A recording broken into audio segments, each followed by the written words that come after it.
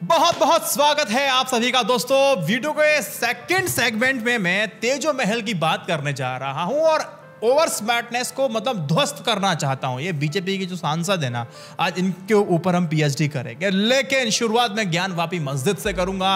और ज्ञानवापी मस्जिद का क्या पूरा मामला है इसके हिस्ट्री में पहले बता चुका हूं और कमेंट में आपको इसका लिंक मिल जाएगा, वो जरूर चेकआउट कीजिएगा इस पूरी वीडियो को देखने के बाद। लेकिन यहां पर मैं सिर्फ एक ही बात कहना चाहता हूं कि 3 एंकर, टोटल 4 लोग होंगे, 3 एंकर की आपको ट्वीट्स दिखाऊंगा और एक का मैं रिप्लाई दिखाऊंगा।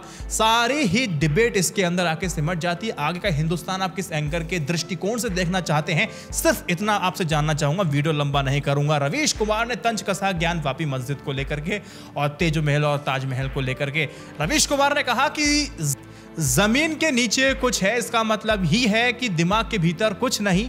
आइए खोदने का अभिनय शुरू करते हैं। जो जगह खुद चुकी है उसे भी खोद डालते हैं, जो नहीं खुदी है उसे खोदने के लिए एक बहस को पैदा कर देते हैं। ये तंज था। लेकिन अखिलेश आनंद, जो कि मैं देखता हूं कि एबीपी न्यूज के एंकर थे जब मैं इनको जानता था, अब मुझे पता नहीं कहां के एंकर हैं, लेकिन हैं।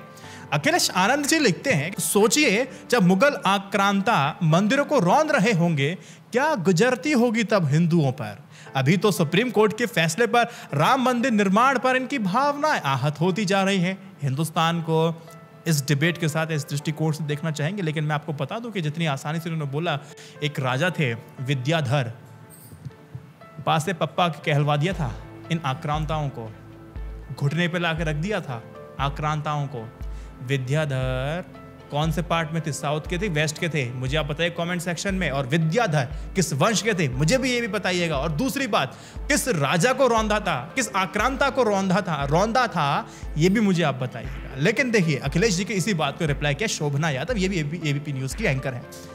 तो ये कहते हैं कि देखिए आनंद जी, मतलब तो आप ये मानते हैं ना कि मुगलों ने किया वो गलत किया, क्या वही काम अब हमें करना चाहिए, ब्रैकेट में कोर्ट की मदद से? क्या हमारा किया सही माना जाएगा क्योंकि हम बहुसंख्यक हैं? इतिहास तो अंग्रेजों के साथ भी है, तो क्या बीती थी? सिर्फ मुगलों के इतिहास को क्यों याद कर रहे हैं हम सब? शोभना यादव का क्रिस्टल क्लियर 2 टूक में अखिलेश आनंद को जवाब मिल जाता है। प्रदीप सिंह, इनको मैंने कई बार रिप्लाई किया है, इनके आर्टिकल्स को एक तरफा होते हैं हमेशा। इन्होंने बोला कि तो शोभना जी आप ऐसा कर रहा, कल आपके घर में अगर चोरी हो जाती है, भगवान ना करे ऐसा हो, तो एफआईआर मत करवाइएगा, क्योंकि जो गलती चोरों ने की है ना, वही आपको पुलिस की मदद से तो नहीं करनी चाहिए ना।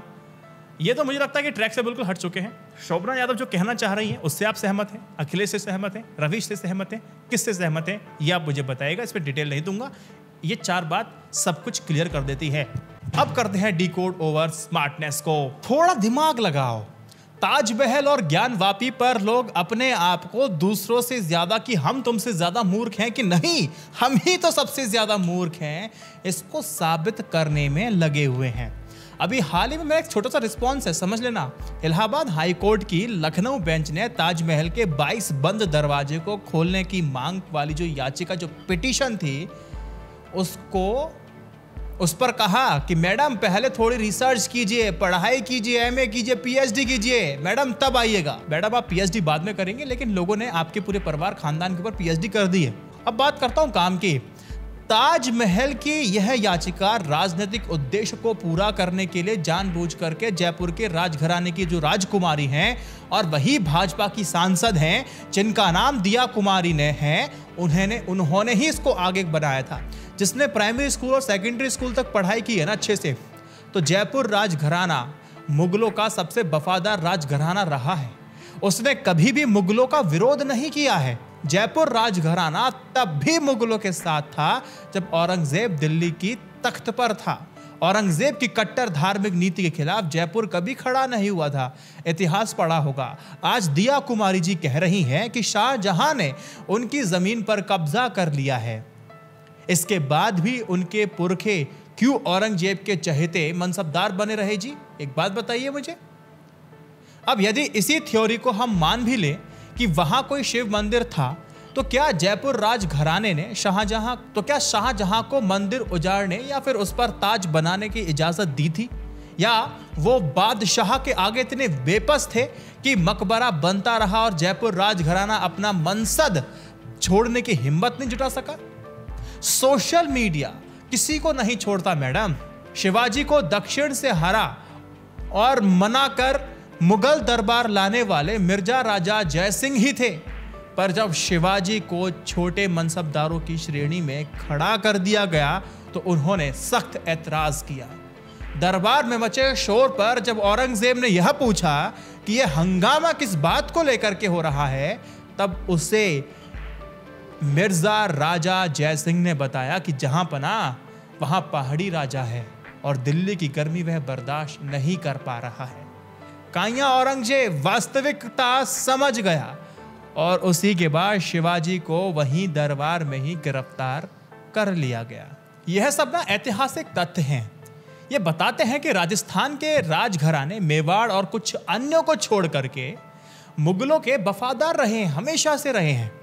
जयपुर तो मुगलों के सबसे खास और नजदीकी राजघराना रहा है। दोनों में आपसी वैवाहिक संबंध भी थे और इसका इतिहास में मुझे प्रमाण भी पता है और उल्लेख भी मिलता है। बस किताब खोलने की जरूरत है आपको। पर दो राजवंशों में आपसी वैवाहिक संबंध अधिकतर पारिवारिक जरूरतों की वजह से नहीं बल्कि राजनैतिक और कूटनीतिक उद्देश्य के कारण होते रहे हैं। अगर मैं ये कहूं कि उन कमरों में कोई रहस्य छिपा है या फिर मंदिर है या वे कमरे जानबूझ करके कुछ छुपाने के लिए लगातार बंद किए जा रहे हैं और कभी नहीं खोले जाते हैं, तथ्यों के विपरीत और जनता में सनसनी फैलाने के उद्देश्य से बनाए गए हैं, ऐसा तो हमें इतिहास बताता है। राजकुमारी दिया जब यह दावा करती है कि यह जमीन उनके पुरखों की है, तो वह यह बताना क्यों भूल जाती हैं कि इसके बदले में राजा जयसिंह को शाहजहां ने 4 हवेलियां दी थीं। शाहजहां ने जिस जगह को ताजमहल के निर्माण के लिए चुना था वह राजा मानसिंह की थी। इस शाहजहां द्वारा यह फरमान राजा जयसिंह को हवेली देने के लिए जारी किया गया था। फरमान में जिक्र है कि शहंशाह ने मुमताज को दफन करने के लिए राजा मानसिंह की हवेली मांगी थी।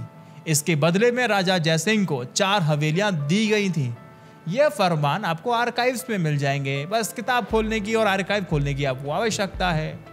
आगरा तो कभी जयपुर या फिर अजमेर की रियासत में नहीं रहा, तो फिर आगरा जो मुगलों की राजधानी थी वह जयपुर राजघराने को जमीन कहां से मिली? बताइए ना, इस पे भी चर्चा कीजिए। आप ताजमहल और तेजो महल वाली बातें मत पढ़िए। चलते चलते एक सवाल मैं आपसे पूछता हूं। शाहजहां तो उपाधि थी, जैसे धर्म सम्राट करपात्री जी महाराज, धर्म सम्राट उपाधि है, करपात्री जी नाम है, तो शाहजहां एक उपाधि है। और यह उपाधि किसने दी थी? और यो साउथ का युद्ध, ईस्ट का युद्ध या फिर नॉर्थ का युद्ध या ईस्ट का युद्ध या वेस्ट का युद्ध लड़ने गए थे शाहजहां? किस युद्ध को जीतने पर यह उपाधि दी गई थी? मुझे कमेंट सेक्शन में कौन बताएगा? और शाहजहां का असली नाम क्या है मुझे कमेंट सेक्शन में कौन बताएगा? गूगल सर्च करने की कोशिश मत कीजिएगा। फिर भी अगर कर लेते हैं बहुत अच्छी बात है, लोगों को पता चलेगा। इस वीडियो को 3 व्हाट्सएप ग्रुप पे शेयर कीजिएगा। जय Hind, Vande Mataram. Stay updated, stay educated, सत्यमेव जयते। नमस्कार।